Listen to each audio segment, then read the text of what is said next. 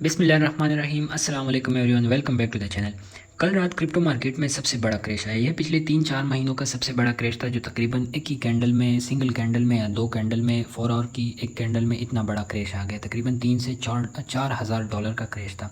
इसके 2-3 fundamental reasons है जो बहुत स्ट्रॉन्गेस्ट रीजंस थे जिसकी वजह से ये क्रैश आ गया, और 2 स्ट्रॉन्गेस्ट टेक्निकल रीजन थे जिसका जिक्र मैं पिछले कई वीडियो से करता आ रहा था।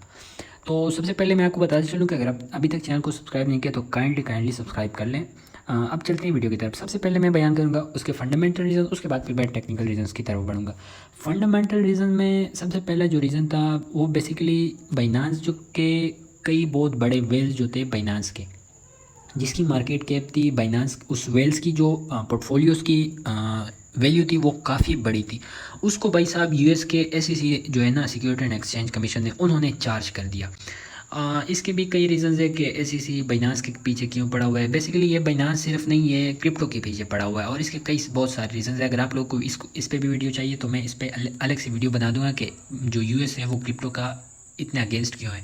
तो बेसिकली जो यूएस के वो जो बहुत बड़े बड़े बाइनांस के वेल्स थे उसको यूएस ने चार्ज कर दिया, जिसकी वजह से मार्केट में पैनिक आ गया और पैनिक सेलिंग स्टार्ट हो गया, पैनिक सेलिंग शुरू हो गया, स्टार्ट हो गया।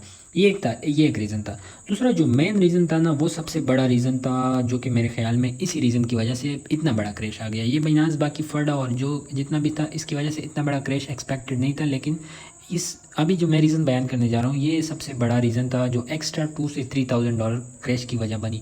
वो ये थी कि एलन मस्क जो है, जो अभी दुनिया का अमीर तरीन बंदा है, उसकी जो कंपनी है स्पेसएक्स, उसके पास जो बिटकॉइन पड़ा हुआ था अराउंड $370 मिलियन के आसपास, या 350 मिलियन कह लें, वो सारा सब कुछ कच्चा चिट्टा साफ कर दिया, एक ही बार में उन्होंने सेल कर दिया according to news and reports, जिसकी वजह से मार्केट में इतना बड़ा क्रैश आ गया। मेरे ख्याल में ये सबसे बड़ा रीज़न था क्रैश का। अब अगर हम थर्ड रीज़न की बात करें तो थर्ड रीज़न था एफएमसी के मिनट्स का एफएमसी ने जो मिनट्स उन्होंने शेयर किए उसमें जो इंटरेस्ट रेट का अनयूजुअली बढ़ना, ये सबसे बड़ा तो नहीं, लेकिन इस रीज़न ने भी काफ़ी अच्छा रोल प्ले किया।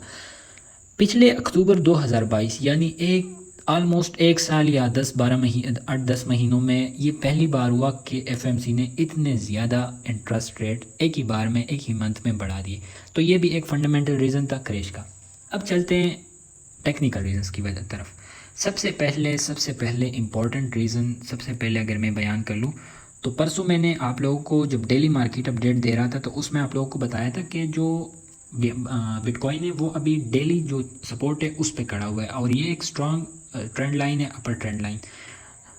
अगर ये ब्रेक हो गया तो मार्केट नीचे जा सकता है। अगर ब्रेक नहीं हुआ तो इधर से हम दोबारा 30,000 या 32,000 का लेवल टच कर सकते हैं। तो सबसे पहला टेक्निकल रीज़न ये था कि भाई साहब जो बिटकॉइन है ना, उसने पैड़ यकी कर दी, और वो जो था ना वो क्रैश, वो ट्रेंड लाइन जो था वो आपको नज़र आ रहा है, वो यहाँ पे क्रैश हो, सॉरी मैं बार बार क्रैश बोल रहा हूँ, वो यहाँ पे वो ट्रेंड लाइन यहाँ पे ब्रेक हो गया।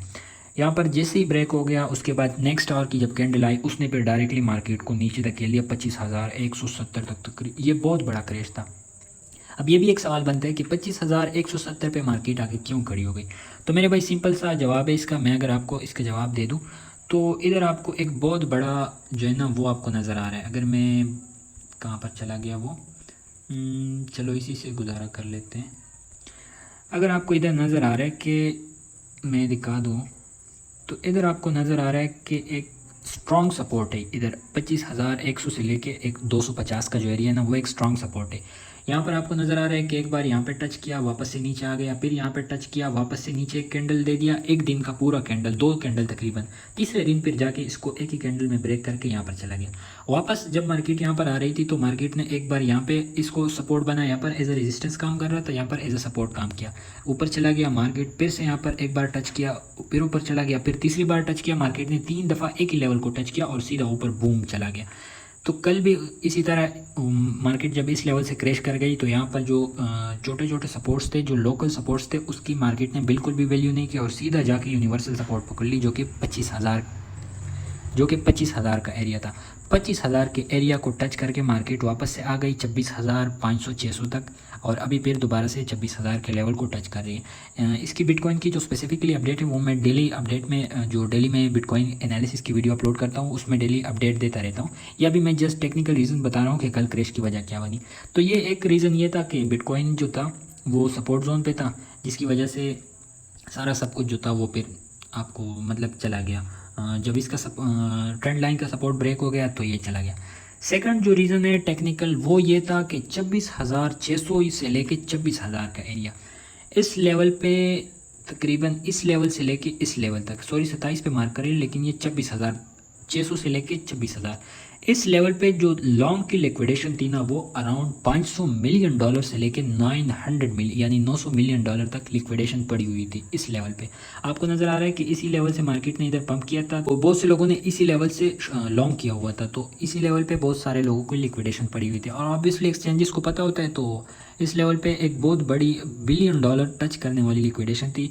तो ये दूसरा टेक्निकल रीज़न था कि जिसको लिक्विडेट करने के लिए मार्केट ने ये पेड़ियों की पेश कर ली और तकरीबन $4,000 तक क्रैश आ गए।